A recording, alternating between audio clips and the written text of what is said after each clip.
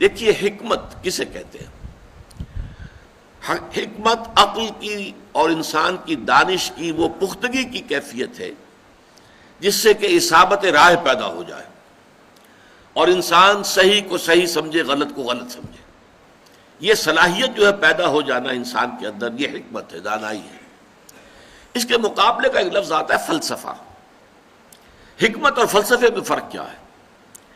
فلسفے کی ساری بنیاد جو ہے وہ عقل پر ہے اور منطق پر ہے، اور چونکہ یہ منطق جو ہے انسان کی، یہ انسان کے حواس خمسہ سے جو معلومات حاصل ہوتی ہیں، جو ہماری عقل میں، ہمارے اس کمپیوٹر میں فیڈ ہوتی ہیں، انہی کی بنیاد پر ہماری منطق ہے، بول چال اسی پر ہے، اسی کے اصول بنے ہوئے ہیں۔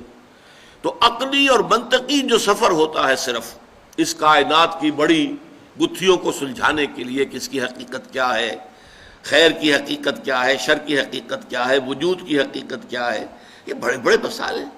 انسان کی حقیقت کیا ہے، یہ آیا حیوان ہے یا کچھ مختلف ہے، مختلف ہے تو کس اعتبار سے ہے، زندگی کی حقیقت کیا ہے، صرف زندگی یہی ہے جو اس دنیا کی ہے یا اس کے بعد بھی کوئی زندگی ہے، یہ مسائل ہیں۔ ان پر انسان صرف عقل کی روشنی میں اگر غور کرتا ہے تو اس کا نام فلسفہ ہے۔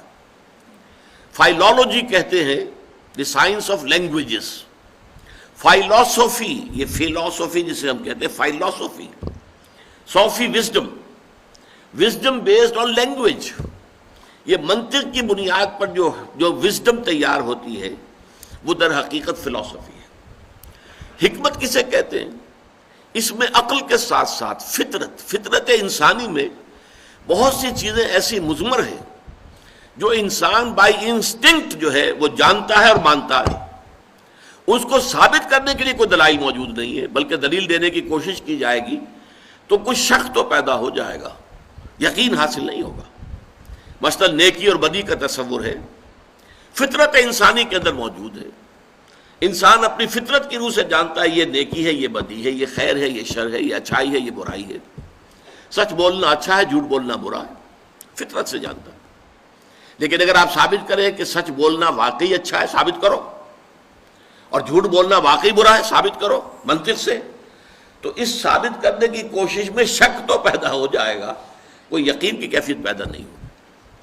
اسی طرح ایک ہستی کا تصور، کوئی ایک ہستی ہے جو اس کائنات کی پیدا کرنے والی ہے، خالق ہے، مالک ہے، یہ تصور فطرت انسانی کے اندر موجود ہے۔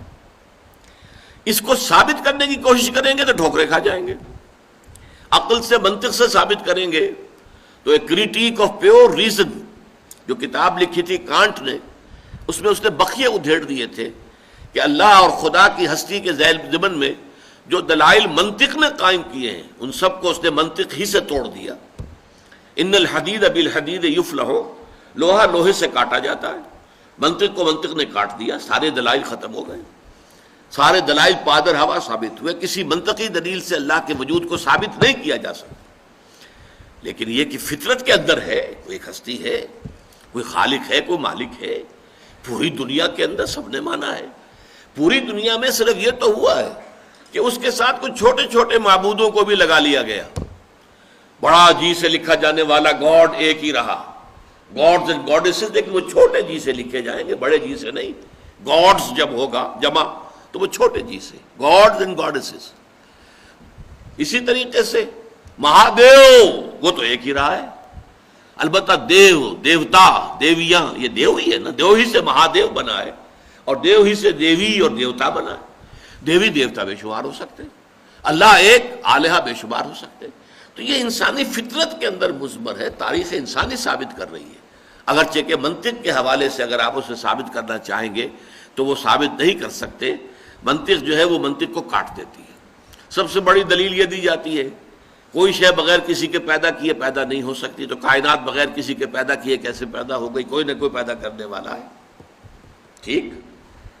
اب اسی پر اگلا وار ہوتا ہے، اچھا تو پھر وہ ہستی بغیر کسی کے پیدا کیے پیدا ہو گئی یا خود بخود ہو گئی؟ کیسے ہو گئی؟ اگر اصول یہ ہے کہ کوئی شے بغیر کسی کے پیدا کیے پیدا نہیں ہو سکتی تو وہ ذات کیسے پیدا ہوئی؟ دلیل ختم ہو گئی۔ ان الحدید بالحدید یفلح، لوہے کو لوہا کاٹتا ہے۔ تو در حقیقت کوئی منطقی دلیل نہیں ہے. اور ہمارے ہاں خاص طور پر امام راضی رحمۃ اللہ علیہ نے اپنی تفسیر میں جو منطقی بحثیں کی ہیں، موشگافیہ کی ہیں، وہ ٹھیک ہے، ایک دور کا یہ ایک خاص مشغلہ تھا اور خاص اس کا ایک ذوق تھا، ایک ہر دور کا ہوتا ہے، اس میں اس کی بڑی قدر تھی، اہمیت تھی، لیکن اب اس کی کوئی حیثیت نہیں. تو اصل میں جب فطرت انسانی وہ صحیح ہو، اس میں کجی نہ آئے، وہ پرورٹڈ نہ ہو، وہ فطرت مست نہ ہو گئی ہو، اور عقل سلیم، عقل بھی بے راہ نہ ہو، عقل پر شہوت کا غلبہ نہ ہو جائے، خواہشات کا غلبہ نہ ہو جائے، تعصب کی پٹی نہ بندھی ہوئی ہو. تو دیکھیے دونوں لفظ سلیمہ سالم سے بنائے، کسی شے کا صحیح ہو، سالم ہونا. فطرت سلیمہ، فطرت صحیح ہو، سالم ہو، اس کے اندر کوئی کجی نہ آئی ہو، کہیں کسی اعتبار سے پرورشن نہ آئی ہو، اور عقل انسانی بھی صحیح ہو، سالم ہو، عقل سلیم، اور اس کے اوپر نہ تو خواہشات کی پٹی بندھی ہوئی ہو، نہ اس پر تعصبات کی پٹی بندھی ہوئی ہو، نہ اس پر کوئی اور اپنی اغراض جو ہے غالب آ جائے. اگر یہ دونوں صحیح و سالم ہو اور دونوں کا سفر ہو تو اس سے جو شے وجود میں آتی ہے وہ حکمت ہے، وزڈم. انگریزی میں دو الفاظ استعمال ہوتے ہیں، فلاسفرز اینڈ سیجز. سیجز ان کو کہا جاتا ہے درویش بنش مفکرین، جنہوں نے عقل سے کام لیا، غور و فکر سے کام لیا، لیکن وہ تھے نہایت درویش بنش. انسانیت، اخلاقی اعتبار سے، ہر اعتبار سے وہ بہت عمدہ نمونے انسانیت کے. فلسفی تو کوئی بھی ہو سکتا ہے، شرابی ہو، زانی ہو، لیکن یہ کہ وہ عقل جو ہے، عقل عیار، عقل تیز ہو، اور اس کے ذریعے سے وہ بہت سے اپنے فلسفیانہ خیالات جو ہیں ان کا تانا بانا منطق کے ذریعے سے باندھ کر لوگوں کے سامنے رکھ سکتا ہے. معلوم ہوگا کہ بہت بڑا فلسفی ہے. لیکن یہ ہے کہ وہ شخص کی جو اپنی شخصیت کے اعتبار سے، سیرت و کردار کے اعتبار سے بھی وہ صحیح انسانیت کا ایک نمونہ ہو، اور پھر وہ عقل اور فکر اور فطرت سلیمہ کی روشنی میں اس کی عقل سلیم سفر کرتے ہوئے حقائق تک پہنچے. ان کو ہم سیجز کہتے ہیں، وہ درویش. اور ہم اردو میں استعمال کریں گے حکما. اسی لیے حکما و فلاسفہ یہ دو الفاظ علیحدہ علیحدہ استعمال ہوتے ہیں. جو فلسفہ ہے خالص منطق کی بنیاد پر جو چلتا ہے، خالص منطق، خالص عقلیت، اس کے نتیجے دو ہیں لازماً. آخری منزل کیا ہے؟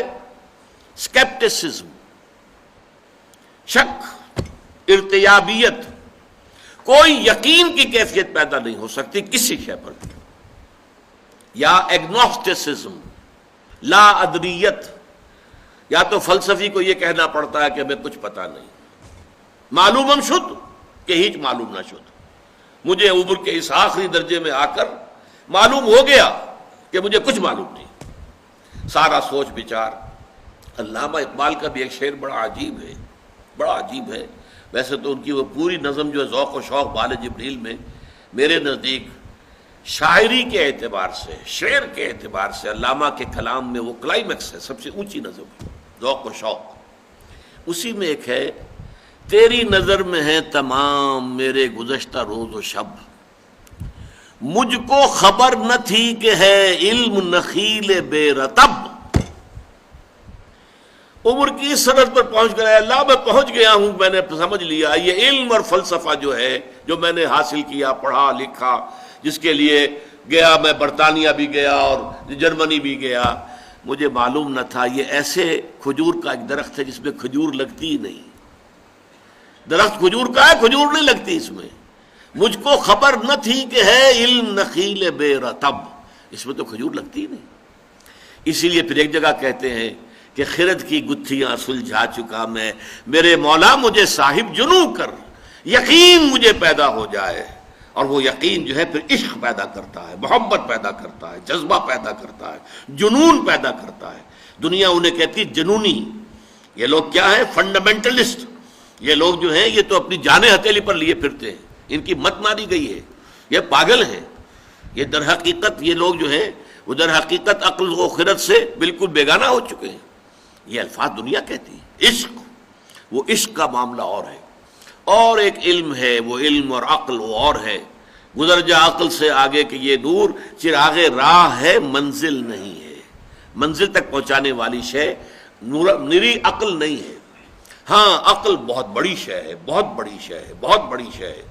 بشرطے کہ فطرت صحیح ہو، فطرت سلیمہ ہو، فطرت میں کجی نہ ہو، فطرت اپنی صحت پر برقرار ہو، فطرت پرورٹ نہ ہوئی ہو، اور اب عقل کام کرے، عقل سلیم. تو فطرت سلیمہ اور عقل سلیم، ان دونوں کے امتزاج سے جو شے وجود میں آتی ہے اس کا نام حکمت ہے.